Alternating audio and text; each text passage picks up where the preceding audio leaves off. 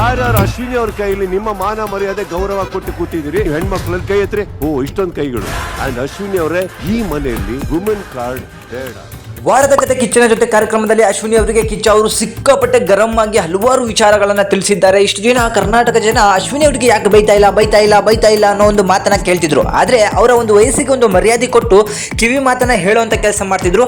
ಆದ್ರೆ ಈ ವಾರ ಕಿಚ್ಚನ ಪಿತ್ತ ನೆತ್ತಿಗೇರಿ ಅಶ್ವಿನಿ ಅವರಿಗೆ ಕ್ಲಾಸ್ ತಗೊಳ್ತಾರೆ. ಸೊ ಕಿಚ್ಚ ಅವರು ಬರ್ತಾನೆ ಸಿಕ್ಕಾಪಟ್ಟೆ ರಾಂಗ್ ಆಗಿರ್ತಾರೆ. ಈ ವಾರ ಪೂರ್ತಿ ಕೇವಲ ಏಕವಚನ ತಾನೇ ನಡೀತು. ಏನು ಅಶ್ವಿನಿ ಅವರೇ ಅಂತ ಕೇಳಿದಾಗ, ಒಬ್ಬ ವ್ಯಕ್ತಿಯಾಗಿ ಎಷ್ಟು ನಮ್ಮನ್ನ ಹೀಯಾಳಿಸಬೇಕು, ಹೇಗೆ ಕೆಳಗಾಗಿ ತುಳಿಬೇಕು ಅಂತ ಹೇಳಿ ನಾನು ಈ ವಾರ ನೋಡಿದೆ ಅಂತ ಹೇಳಿದಾಗ, ಯಾರು ನಿಮ್ಮನ್ನ ತುಳಿದಿದ್ದು ಯಾರು ಅಂತ ಹೇಳಿ ಕೇಳಿದಾಗ ಕಿಚ್ಚ ಅವರು ಹೇಳ್ತಾರೆ, ಮೊದಲನಾಗಿ ನಿಮ್ಗೊಂದು ಮಾತು ಹೇಳ್ತೀನಿ, ಕ್ಲೀನಾಗಿ ಕೇಳಿಸ್ಕೊಳ್ರಿ.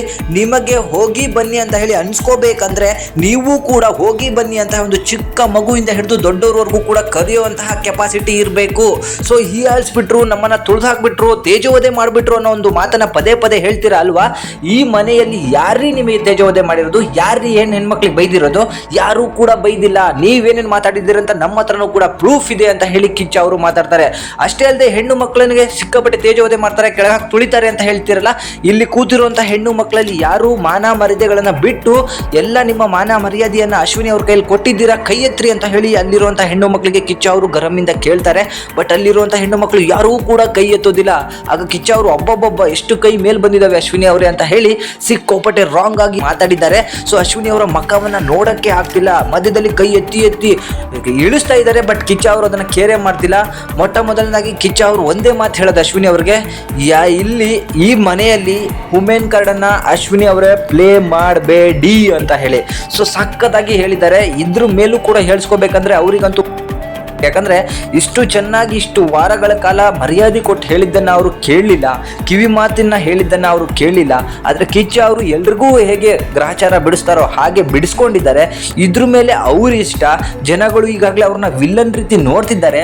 ಅದನ್ನು ಚೇಂಜ್ ಮಾಡ್ಕೊಳ್ಳೋಕ್ಕೆ ಸಿಕ್ಕಾಪಟ್ಟೆ ಅವಕಾಶಗಳು ಸಿಕ್ಕರೂ ಕೂಡ ಅವರು ಚೇಂಜ್ ಮಾಡ್ಕೊಂಡಿರಲಿಲ್ಲ. ಆದರೆ ಇವತ್ತು ಕಿಚ್ಚ ಅವರು ಸಿಕ್ಕಾಪಟ್ಟೆ ರಾಂಗ್ ಆಗಿ ಕ್ಲಾಸನ್ನು ತಗೊಂಡಿದ್ದಾರೆ. ಅಷ್ಟೇ ಅಲ್ಲ, ಗಿಲ್ಲಿಗೂ ರಘುಗೂ ಕೂಡ ಕ್ಲಾಸ್ ತಗೊಂಡಿದ್ದಾರಂತೆ. ಅದರ ಬಗ್ಗೆನೂ ಕೂಡ ಪ್ರೋಮೋಗಳು ಬರೋ ಸಾಧ್ಯತೆ ಇದೆ. ಸೊ ಅದನ್ನು ಕೂಡ ವಿಡಿಯೋ ಮಾಡಿ ತಿಳಿಸ್ತೀನಿ. ಬಟ್ ಕಿಚ್ಚ ಅವರು ಈ ವಿಚಾರದಲ್ಲಿ ಯಾವ ರೀತಿ ಅವ್ರನ್ನ ಟ್ರಿಗರ್ ಮಾಡ್ಕೊಂಡು ಮಾತಾಡಿದ್ರು ಅದನ್ನು ನೀವು ಹೇಳಬೇಕು. ಯಾಕಂದ್ರೆ ಸಿಕ್ಕಾಪಟ್ಟೆ ಚೆನ್ನಾಗಿತ್ತು. ತುಂಬಾ ಜನ ಕಾಯ್ತಾ ಇದ್ರು ಅಶ್ವಿನಿಗೆ ಯಾಕೆ ಪೂಸಿ ಹೊಡಿತಿದ್ದಾರೆ ಅಂತ ಹೇಳಿ. ಬಟ್ ಇವತ್ತು ಪೂಸಿನೂ ಇಲ್ಲ, ಏನೂ ಇಲ್ಲ. ವುಮೆನ್ ಕಾರ್ಡ್ ಪ್ಲೇ ಮಾಡ್ತಿದ್ದಂತ ಅಶ್ವಿನಿ ಅವರಿಗೆ ಸಿಕ್ಕಾಪಟ್ಟೆ ಗ್ರಾಚಾರವನ್ನ ಬಿಡಿಸಿದ್ದಾರೆ. ಅಶ್ವಿನಿ ಅವರ ಮುಖ ನೋಡಿದ್ರೆ ಗೊತ್ತಾಗುತ್ತೆ ಸರಿಯಾಗಿ ಇಳಿಸಿದ್ದಾರೆ ಅಂತ ಹೇಳಿ. ಸೊ ಇದ್ರ ಬಗ್ಗೆ ನಿಮಗೆ ಏನು ಅನ್ಸುತ್ತೆ ದಯವಿಟ್ಟು ಕಮೆಂಟ್ ಮಾಡಿ ತಿಳಿಸಿ. Thank you.